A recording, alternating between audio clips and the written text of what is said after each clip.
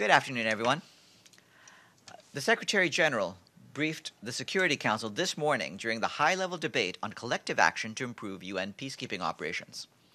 He said that at its best, UN peacekeeping is a remarkable enterprise of multilateralism and international solidarity, but that it faces serious challenges. He stressed that peace operations cannot succeed if they are deployed instead of a political solution rather than in support of one. And he added that UN peacekeeping missions now operate in far more dangerous, complex, and high-risk environments. UN peacekeepers are often under-equipped, underprepared, and unready for the dangerous environments in which they now operate, he said. The Secretary General warned that we are damaging the instrument of peacekeeping and multilateralism itself in creating unrealistic expectations. He therefore stressed the need to focus our efforts in three areas: refocus peacekeeping with realistic expectations, make missions stronger and safer, and mobilize greater support for political solutions and for well-structured, well-equipped, well-trained forces. While the UN has set change in motion, action by the Secretariat alone is not enough to meet the challenges we face, he added. Our chances of success increase dramatically when we work together with member states and share burdens, risks, and responsibilities. This is why he is launching a new initiative, Action for Peacekeeping, aimed at mobilizing all partners and stakeholders to support UN peacekeeping. His statement is online. The Deputy Secretary General, Amina Mohammed, was in Nouakchott today. Speaking at the Strategic Consultative Meeting on the Sahel, she said the Sahel is a litmus test of the ongoing UN reforms, which aim to better avert and address complex and multidimensional crises such as the one in the region. She said that if we are to put an end to violence, conflict, and terrorism in the region, we must address their root causes, including the lack of access to basic rights, services and economic opportunities, socioeconomic exclusion, marginalization, discrimination, and corruption. This requires support to the governments of the Sahel countries to strengthen their capacities to absorb international aid, deliver basic services to all, and secure their territories and borders. Ms. Mohammed stressed that one of the main challenges in the Sahel is the multiplicity of actors and initiatives in the region, often not pulling in the same direction.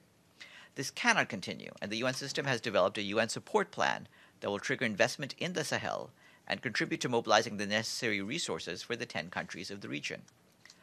Military and security-focused responses have time and again proven their limits, and we all know that sustaining peace cannot be achieved without sustaining development, she said. Her remarks have been shared with you. We put out a note to correspondents following the Secretary General's meeting yesterday with Prince Mohammed bin Salman Al Saud, Crown Prince, First Deputy Prime Minister, and Minister of Defense of the Kingdom of Saudi Arabia.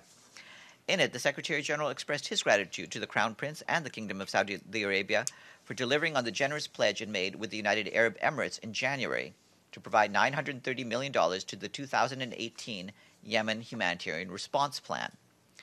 The Secretary General said he hoped other donors will follow their example to make generous contributions towards the Yemen Humanitarian Response Plan at the Yemen High-Level Pledging event in Geneva on the 3rd of April. The Secretary General and the Crown Prince discussed the need for the parties to the conflict to work towards a negotiated political settlement through inclusive intra-Yemeni dialogue. The Secretary General stressed that ending the conflict is the only way to resolve the ongoing humanitarian crisis. The Secretary General's Special Representative for Iraq, Jan Kubish, congratulated Iraqi political parties and blocs for signing the Electoral Charter of Honor on Wednesday in Baghdad. He said that an effective Charter of Honor is essential to conducting the elections in a free, fair, impartial, transparent, and credible manner. Mr. Kubish calls upon all signatories, the media, and all stakeholders involved in the electoral process to abide by the provisions of the Charter. UNAMI, as an impartial partner, stands ready to support this process. The Special Representative confirmed that any political party or entity which did not sign the Charter during Wednesday's event was most welcome to do so in the coming days. Since the 9th of March, more than 80,000 people have fled eastern Ghouta in Syria, more than 52,000 of whom are sheltered in 9 collective shelters in rural Damascus, where they are provided with emergency supplies and health assistance. Yesterday, 100 buses with 6,768 people, including 45 medical cases, arrived in Al-Madik Castle town in northern rural Hama. Another 52 buses left Arbin town in the evening, with 3,241 people, including 11 medical cases, arriving in northwestern Syria today. The United Nations emphasizes that any evacuation of civilians must be safe, voluntary, and to a place of their choosing. It is imperative that all those who are displaced through local agreements have the right of return as soon as the situation allows. We also remain deeply concerned for tens of thousands of civilians affected by fighting in northwestern Syria. Since the military offensive began in January, an estimated 183,570 men, women, and children have been displaced to Tal Rifat and surrounding villages, while between 50,000 to 70,000 are estimated to remain in Afrin town. Our friends at UNICEF tell us that their Goodwill ambassador, David Beckham, traveled to Indonesia this week to meet children who have experienced classroom violence and bullying. 7. The David Beckham UNICEF Fund is newly supporting UNICEF programs in Indonesia, El Salvador, Nepal, and Uganda, tackling bullying, violence, child marriage, and missed education. Since 2015, it has helped to vaccinate 400,000 children against polio in Djibouti, give 15,000 children access to clean drinking water in Burkina Faso, and protect 14,500 children from violence and abuse in Cambodia. More information is available on UNICEF's website. And today, our honor roll is welcoming its 70th member state, with Bosnia and Herzegovina having paid its regular budget dues in full. And Brendan Varma, the spokesperson for the President of the General Assembly, is next. Any questions for me beforehand? Yes, Joe. Yeah, two questions. First of all, Ambassador Haley this morning reiterated that the U.S. will not be paying any more than 25% of the peacekeeping budget. So I'd like to know whether there's any current planning in the Secretariat to deal with the reduction in funding that will result from that. And my second question is the statement that you alluded to coming out of the Secretary General's meeting with the Crown Prince of Saudi Arabia. There wasn't any specific reference to Saudi Arabia's complaint, which I believe has been transmitted to the UN, about Iran's central role in fomenting the attacks and violence in Yemen and the attacks from the Houthis, the missile attacks into Saudi Arabia. So could you comment on that as well? Thank you. Regarding your second question, you'll have seen that we did issue a statement earlier this week condemning the missile attacks against Riyadh.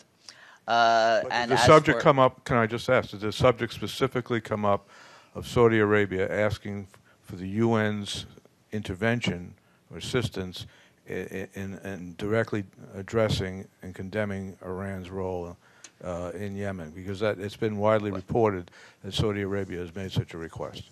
Well, regarding that, I will leave it to the Saudi mission to speak for what the Saudi side said. Regarding our side, we put out a note to correspondence, and we put out the Secretary General's remarks, and I would just refer you to those for our response on that. Your first question I've now forgotten because you kept interrupting. I wasn't keeping interrupting. I was just trying to sharpen the questioning. But anyway, it was referencing Ambassador Haley's statement this morning about the U.S. limiting its contributions to peacekeeping. Regarding that, as you know, both the regular and the peacekeeping budgets, the assessments for those are agreed to among member states. And so it's up to member states to determine what the appropriate scale of assessment is, and we'll leave that matter in their hands. Of course, from our perspective, we try to make sure, in terms of the funds that we get, that we're able to have sufficient funds for all our operations. Hold on. I said Mr. Sato next, and so you and then you. Thank you, Haq. My question about the Kim Jong-un's, North Korea's Kim Jong-un's visit to China. What's the Secretary General's response or access to this very important visit? And of course, the upcoming South and North and U.S. Summit meeting will be prepared. So what's the Secretary General's response? And as well as how does this meeting and the activating dialogue will influence the implementation of the Security Council resolution against North Korea? Well, certainly, as we've said in the past about the most recent developments in the past weeks concerning the Democratic People's Republic of Korea, the Secretary General very much hopes that all of the recent positive signals will help to lead towards the peaceful denuclearization of the Korean Peninsula. Ultimately, we want to make sure that all of these steps can lead to sustainable peace and the denuclearization of the Korean Peninsula in line, as you just mentioned, with the resolutions of the Security Council. Yes? My question is also about this issue. Chinese President Xi Jinping met DPRK leader Kim Jong-un in Beijing. So I want to know what's the comments Security Council, or what's the Secretary General's comment on this meeting, especially its role in solving Korean Peninsula issue? Well, the Secretary General, as I just pointed out to your colleague, welcomes any steps that could lead towards the peaceful denuclearization of the Korean Peninsula, and he would do so in this case. We may have something more to say about this in the afternoon, but that's basically where we stand for now. Yes, Benny? Couple of questions. First, continuing that theme of Haley, 25%, can the UN peacekeeping get along with a smaller U.S. contribution? Well, as I pointed out to your colleague Joe, ultimately it's up to the member states themselves to determine any changes in the scale of assessment. That was not my question. If countries, obviously different countries pay their budgets at different times. We get money at different times. We would obviously need all member states to pay their dues, whether it's regular budget dues or their peacekeeping dues. At the same time, of course, we're well aware that that happens at different times for different states. Sometimes there are problems getting the money paid, and we do have contingencies in those cases. But the question is, can peacekeeping department get along with a smaller budget that would probably come up if the U.S. limits its, as U.S. law says, limit its contribution to 25%? Well, the question about a smaller budget is separate and apart from the question of assessments. Assessments, like I said, is a member state issue.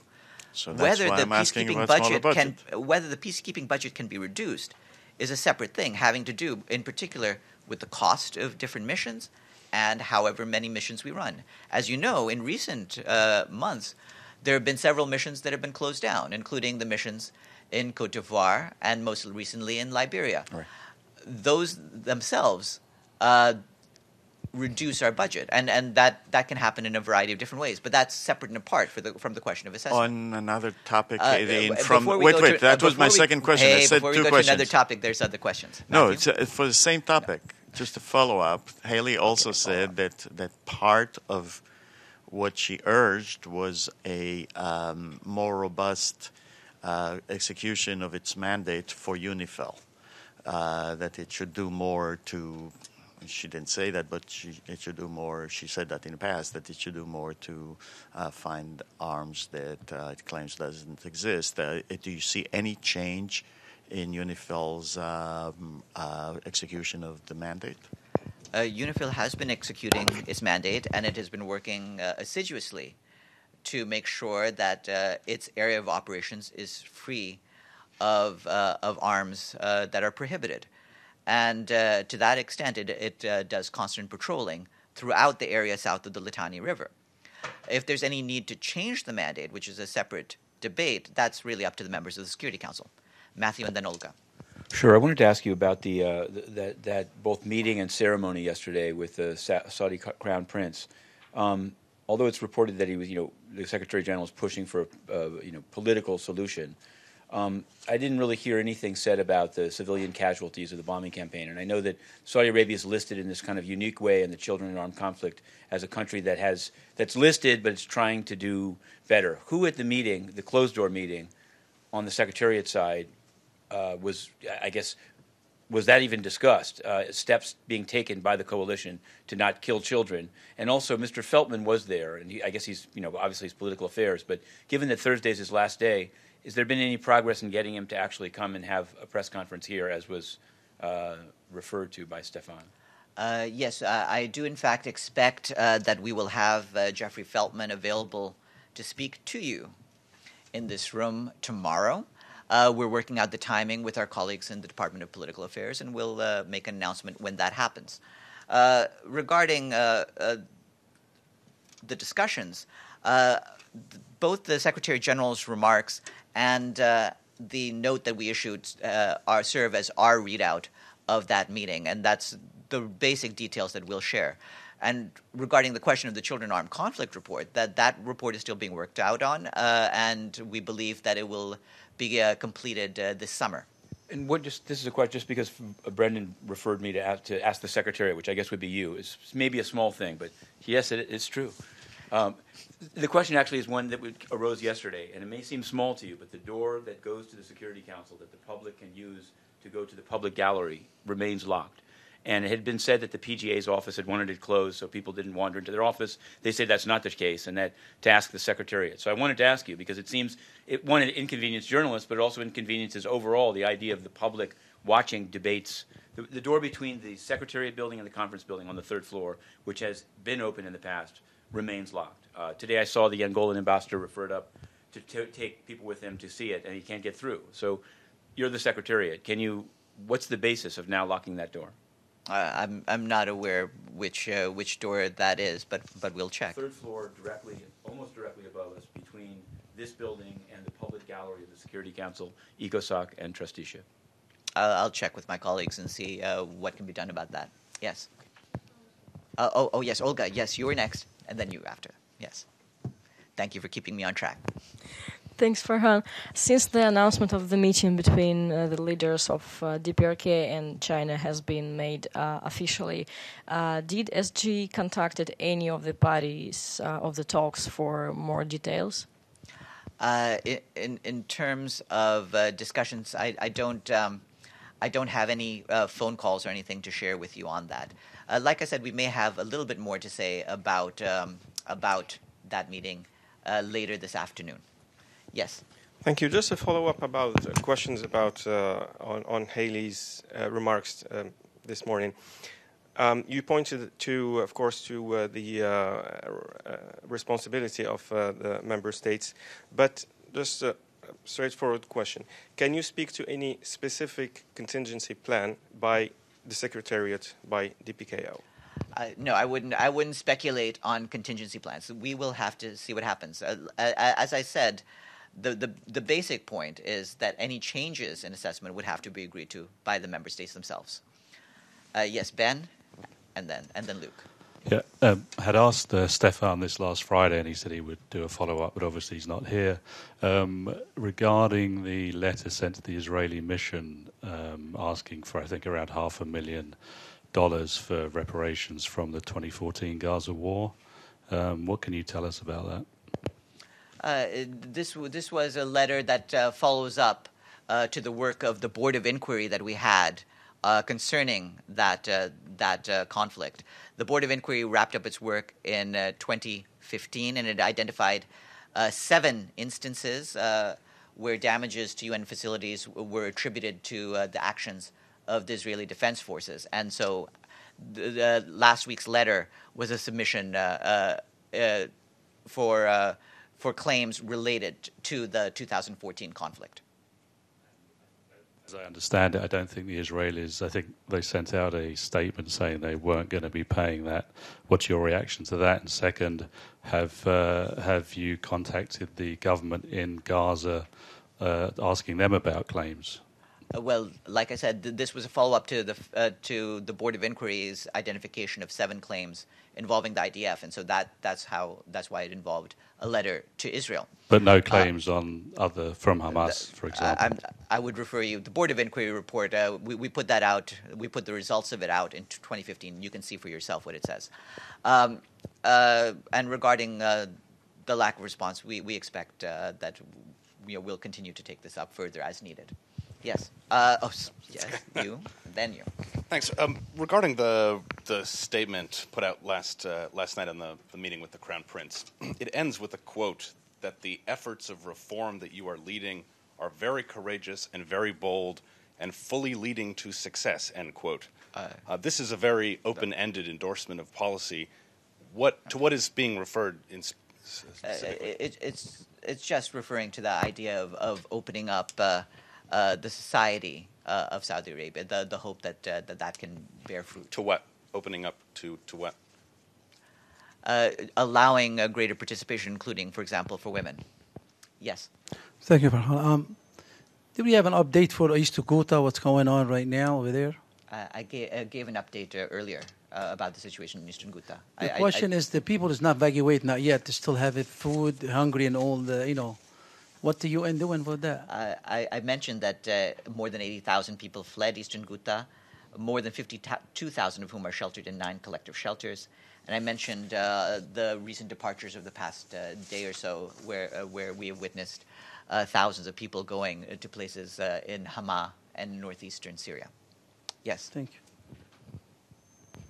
Thank you. Follow up on the Yemen, that yesterday we've seen the hot opportunity between the SG and the Crown Prince. And does that meeting mean any progress in terms of the political process on Yemen? Because the SG made his eagerness to get involved in this process, but Saudi Arabia, the Crown Prince, also he mentioned about a positive response, but at the same time that he reiterated that he represent his national interest. So, how do you see yesterday's meeting development?